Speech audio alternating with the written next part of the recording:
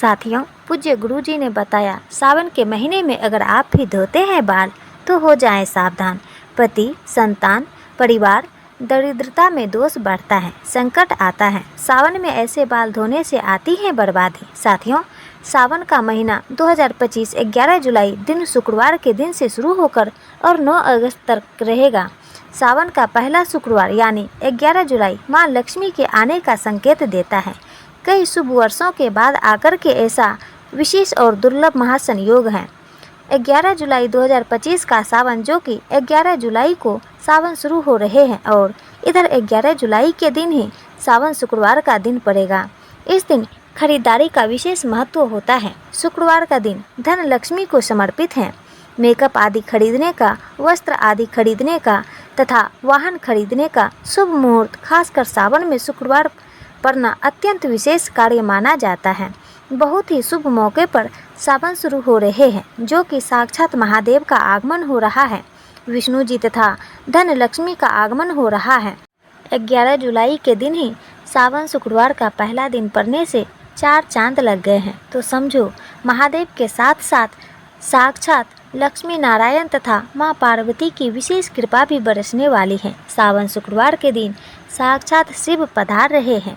उनके स्वागत में कोई कमी नहीं होना चाहिए। भक्तों का बेड़ा पार लग जाएगा। साथियों, इस बार 4 सावन सोमवार पड़े हैं। पहला सोमवार व्रत 14 जुलाई के दिन मनाया जाएगा और दूसरा सोमवार व्रत 21 जुलाई को पड़ेगा और तीसरा सोमवार का व्रत 28 जुलाई के दिन मनाया जाएगा। ऐसे में चौथा जो अंतिम व्रत मनाया जाएगा उसकी तारीख है 4 अगस्त और समाप्ति 9 अगस्त को होगी। इसी दिन बहन अपनी भाई की कलाइयों पर रक्षा सूत्र यानी राखी बांधेगी। रक्षाबंधन का मुहूर्त हम आपको अगली वीडियो में बताएंगे। सबसे पहले हम जानते हैं कि सावन के महीने में बाल क्यों नहीं धोना चाहिए। घर परिवार बर्बाद हो जाता है, पति की मृत्यु हो जाती है, संतान कष्ट होता है, व्यापार नष्ट हो जाता है, ग्रह क्लेश बढ़ जाते हैं, राहु केतु पितृ दोष लग जाता है, संकट हमारे ऊपर मंडराने लगता है। आइए जानते हैं साथियों, सावन के इस पवित्र महीने में भूलकर भी अपने केस यानी बाल ऐसे कभी मत धोना। बने बनाए काम बिगड़ जाते हैं। अगर आप भगवान शिव से प्यार करते हैं तो कमेंट बॉक्स में सच्चे दिल से लिखें हर हर महादेव, ओम नमः शिवाय और हमारे चैनल को सब्सक्राइब करके इस बेल आइकन को ज़रूर दबाइएगा। महादेव के लिए एक लाइक तो बनता है, लाइक ज़रूर करें। साथियों, सावन का महीना बहुत ही शुभ और खूबसूरत महीना होता है, प्यार का महीना होता है। सावन का हर एक दिन उतना ही पवित्र माना जाता है जितना कि गंगा जल, माँ का आंचल। सावन में शिव जी की पूजा अर्चना करने से मनोकामना पूर्ण होती है। अच्छे वर की कामना करने वाले लोग सावन सोमवार व्रत अवश्य रखें। जो महिला सावन सोमवार का व्रत संपूर्ण करती हैं तो साक्षात महादेव उनके लिए वर स्वयं ढूंढते हैं और वह वर कोई मामूली नहीं होता, साक्षात अपितु उसमें महादेव का गुण होता है। उसे वर को महादेव का आशीर्वाद मिलता है, प्राप्त होता है, माँ पार्वती का आशीर्वाद मिलता है। धन लक्ष्मी उसके जीवन में हमेशा बनी रहती हैं। आपको बता दें, सावन जब बरसते हैं तब अक्सर हम उसमें स्नान करते हैं तथा बाल को धोते हैं। पूरे सावन हम खुशी से बरसात का लुत्फ उठाते हैं। लेकिन क्या आप जानते हैं, सावन के इस पवित्र महीने में किसी भी महिला को ऐसे बाल कभी नहीं धोने चाहिए। हो जाती है पति की मृत्यु, पति का काम धंधा बिजनेस सब ठप हो जाता है, संतान को मिलते हैं कष्ट। आइए जानते हैं साथियों, आज का विषय है सुहागन महिलाएं किस दिन बाल धोएं और किस दिन ना धोएं। सुहागन महिलाएं गृह लक्ष्मी होती हैं। गृह लक्ष्मी यानी कि घर की सुख समृद्धि आप पर निर्भर है। ऐसे में सुहागन महिलाओं को कब अपने बाल या फिर सिर धोना चाहिए और कब नहीं, यह तिथि और वार पर निर्भर है। साथियों, पहले बात करते हैं तिथि की। अमावस्या, एकादशी और पूर्णिमा के दिन बाल नहीं धोने चाहिए। बहुत ही घोर अनर्थ माना जाता है। ज्योतिष शास्त्र के अनुसार अगर देखा जाए तो अमावस्या, एकादशी और पूर्णिमा तिथि पर चंद्र या तो उच्च या फिर नीच स्थिति में होता है। ज्योतिष कहते हैं कि चंद्रमा मस्तक को प्रभावित करता है। साथियों, दूसरा, हमारे हिंदू पंचांग में तिथि के अनुसार ही व्रत और त्यौहार मनाए जाते हैं। यह शुभ दिन है। इनके एक दिन पहले बाल धोने चाहिए, ना कि उस दिन पर। धर्मशास्त्रों के अनुसार माना जाता है कि सावन के महीने में किसी भी समझदार कन्या को, स्त्री को, औरत को सावन में जो वर्षा आदि होती है तो उसमें खुले बाल स्नान नहीं करना चाहिए। घोर पाप माना जाता है। इससे पितृ उत्पन्न होते हैं और पितृ दोष लग जाता है। शास्त्रों के अनुसार हमारे ऐरस्य मुनि पुस्तक में बताते हैं, खुले बाल से जो पानी टपकता है उससे राहु की उत्पत्ति होती है और हमारे पितृगण नाराज होते हैं। तो आप जितना खुले बाल वर्षा आदि में स्नान करेंगे तो आपके बालों से पानी टपकेगा ही, जिसके कारण राहु की उत्पत्ति होगी और हमारे पितृगण नाराज हो जाते हैं, पितृ दोष लग जाता है। उस महिला या स्त्री को भूत शक्ति लग जाती है। सावन के महीने में बहुत सी महिलाएं वर्षा आदि में स्नान करती हैं और वह यह भूल जाती हैं कि खुले बाल स्नान करने से पितृ दोष लगता है, और जब पितृ दोष लगता है तथा राहु नाराज होता है तब घर में किसी की मृत्यु अवश्य होती है तथा ग्रह क्लेश, ग्रह दोष, महाकाल सर्प दोष, शनि दोष, मंगल दोष भयंकर रूप ले लेता है। गुरु ग्रह भी साथ छोड़ देता है। इसी कारण वर्षा आदि में स्त्री या कन्या या महिला को स्नान करने से, खुले बाल धोने से मना किया गया है। आप अपने बाल बांधकर स्नान कर सकते हैं। बालों को अगर कसकर बांधकर स्नान किया जाए तो पितृगण नाराज नहीं होते, पितरों की तृप्ति नहीं होती, राहु दोष भी नहीं लगता। साथियों, अब चलिए जानते हैं वारों के बारे में। किन वारों में बाल नहीं धोने चाहिए, किन वारों में बाल धो सकते हैं। यहाँ भी आप एक बात का विशेष ध्यान रखें कि आप किसी भी वार का व्रत रखते हैं तो उस व्रत वाले दिन पर उस वार को आप बाल नहीं धोएंगे। एक दिन पहले ही बाल धोकर शुद्ध हो सकते हैं। साथियों, क्या रविवार को बाल धो सकते हैं? रविवार का व्रत रखते हैं या सूर्य देव की आराधना करते हैं तो रविवार को बाल ना धोएं। यदि आप व्रत भी रखते हैं और किसी अनिवार्य कार्य की वजह से आपको रविवार को ही बाल धोना है तो आपके लिए यह उपाय है। साथियों, आप गुड़हल के फूल ले लीजिए, उन्हें थोड़ा सा मसल कर उससे जो रस निकलता है उसे आप अपने बालों में लगा लीजिए, उसके बाद बाल धो सकते हैं। साथियों, सोमवार, क्या सोमवार के दिन बाल धो सकते हैं? आइए जानते हैं। सोमवार को बाल धो सकते हैं, लेकिन जो महिलाएं सोमवार का व्रत रखती हैं वे सोमवार को बाल भूल कर भी ना धोएं। लेकिन किसी अनिवार्य कारणों से सोमवार को व्रत रखते हैं, बाल धोना पड़े तो उसके लिए यह उपाय है। साथियों, पलाश के फूलों को अपने हाथों से मसलकर फिर उसे अपने बालों में लगाकर बाल धो लीजिए। इससे आपके ऊपर बनने वाली अशुभता शुभता में बदल जाएगी और आप बाल धो सकते हैं। इससे आपको शिव के क्रोध का सामना नहीं करना पड़ेगा। पलाश के फूल आपको ढूंढने पर ही मिलेंगे। साथियों, मंगलवार को बाल नहीं धोने चाहिए। माना जाता है कि इस दिन बाल धोने से आर्थिक परेशानियों का सामना करना पड़ सकता है। साथ ही साथ विवाहित जीवन में भी बाधाएं आने लगती हैं। यदि किसी कारणवश मंगलवार को ही आपको बाल धोना पड़े तब ऐसे में लगने वाले दोष से बचने के लिए करें यह उपाय। आंवले का रस या फिर आंवले के चूर्ण का पेस्ट बनाकर आप उसे अपने बालों में लगा लें और फिर अपने बाल धो लीजिए। साथियों, बुधवार को महिलाएं बाल धो सकती हैं, लेकिन मान्यता है कि यदि किसी महिला के छोटे भाई हो तब ऐसे में वह बाल ना धोएं, क्योंकि बुधवार का अधिपति बुध ग्रह हमारे छोटे भाई बहनों के कारक हैं।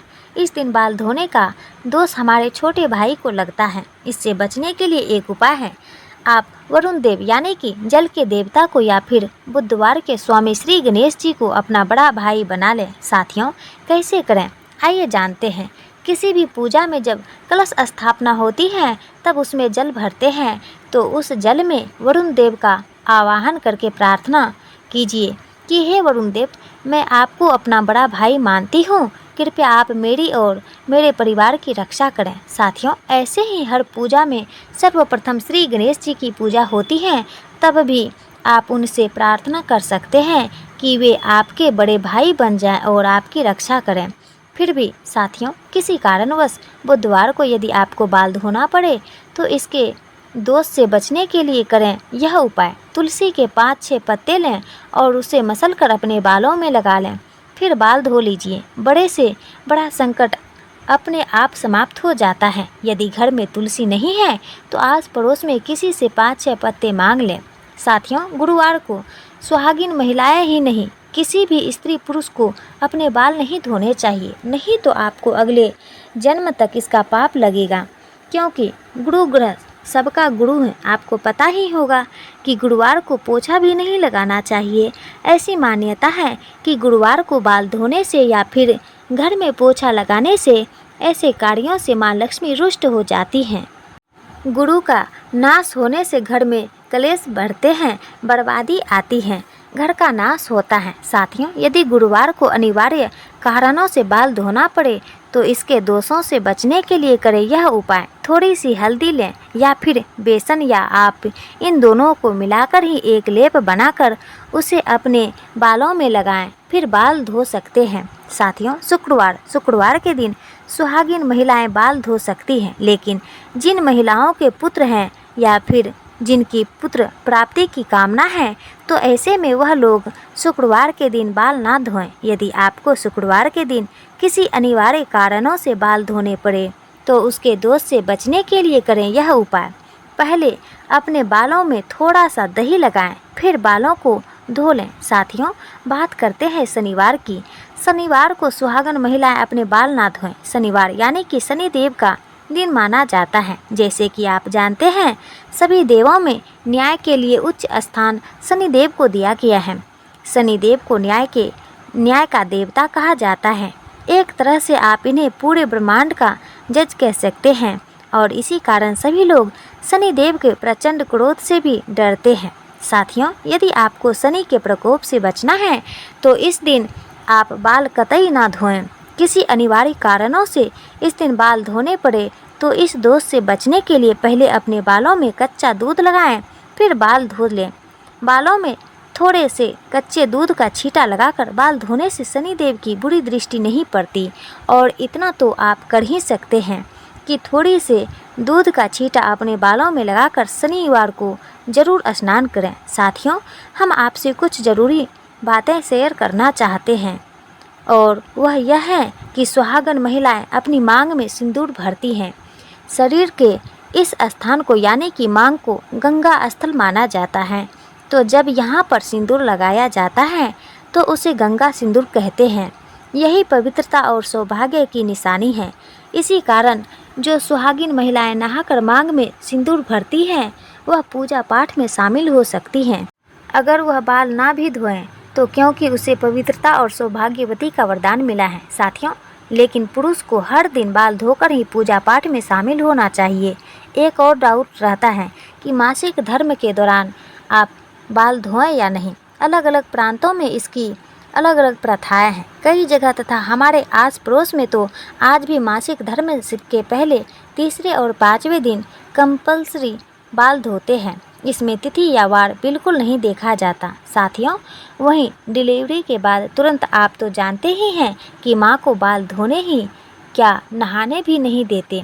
11वें दिन बाल धोए जाते हैं, लेकिन इस विषय में वार और तिथि का आप ज़रूर ख्याल रखें। साथियों, आगे माता सीता कहती हैं, किसी भी सुहागन महिलाओं को यह 5 बातें पता होनी चाहिए, नहीं तो आपको तथा आपके पति को कभी भी मान सम्मान नहीं मिलेगा। आइए जानते हैं।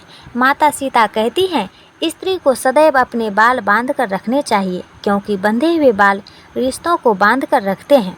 स्त्रियों के खुले बाल घर का विनाश करते हैं, जो कि इसका वर्णन महाभारत काल में मिलता है। खुले बाल नकारात्मक शक्तियों को आकर्षित करते हैं। पूर्णिमा और अमावस्या के दिन बाल को कभी खुला न रखें। कहते हैं कि इस दिन भूत प्रेत या कोई भी गलत ऊर्जा आपके खुले बाल होने से वह आपको अपना शिकार बना सकती हैं। आपके पीछे धीरे धीरे दौड़ी चली आती हैं और आप गहरे कुएं में गिर जाते हैं, यानी संकट में आ जाते हैं। इससे बचने के लिए यह नियम तो मानने ही पड़ेंगे। माता सीता ने दूसरी बात बताई थी, कभी भी सुहागन महिलाओं को पति के बगैर बाहर नहीं जाना चाहिए। इसे तत्काल बहुत ही घोर अनर्थ माना जाता है। माता सीता की तीसरी बात, किसी भी स्त्री को अपने घर की गुप्त बातें बाहर नहीं कहनी चाहिए। इससे उल्टा आपके घर का विनाश हो जाएगा। पड़ोसी के घर भी किसी भी सुहागन महिलाओं को ज़्यादा समय के लिए नहीं जाना चाहिए। ज़्यादा तालमेल नहीं रखना चाहिए। माता सीता की चौथी बात, शादीशुदा महिलाओं को अपनी मांग सदैव भरनी चाहिए। जितनी लंबी आपकी मांग होगी उतनी ही आपके पति की उम्र बढ़ेगी। आपके पति को मान सम्मान मिलेगा। जो स्त्री अपनी मांग का सिंदूर छुपाती है या थोड़ा सा लगाती है, उसका पति भी समाज में छुप जाता है। ऐसी महिला का पति हमेशा हार का मुंह देखता है। माता सीता ने बताई थी। पांचवी बात, सुहागन महिलाओं को अपने पति की कोई भी निशानी कभी किसी को नहीं देनी चाहिए। इससे पति की मृत्यु निकट भविष्य में हो जाती है। पति की कोई भी निशानी पत्नी को सदैव दिल से लगाकर रखनी चाहिए। साथियों, अंत में माता सीता कहती हैं, स्त्री को सदैव अपने पति यानी कि परमेश्वर के पांव अवश्य दबाने चाहिए। पुरुष के घुटने से लेकर पिंडली तक का भाग शनि का होता है तथा स्त्री की कलाई से लेकर उंगली तक का भाग शुक्र का होता है। और जब भी शनि पर शुक्र का प्रभाव पड़ता है तो धन की प्राप्ति का योग्य बनता है। अतः स्त्री को प्रतिदिन अपने पति के पैर दबाने चाहिए। इससे धन, यश, वैभव, कीर्ति, उत्तम जीवन साथी, धन संपदा प्राप्त होती है। साथियों, इसलिए हमेशा आपने देखा होगा कि लक्ष्मी जी भगवान विष्णु के पैर दबाती रहती हैं और इसी कारण वह धन की देवी हैं, क्योंकि ऐसा योग्य धन की वर्षा करता है। कमेंट में सच्चे दिल से लिखें, हर हर महादेव, ओम नमः शिवाय। सावन की हार्दिक शुभकामनाएं। लाइक जरूर करें।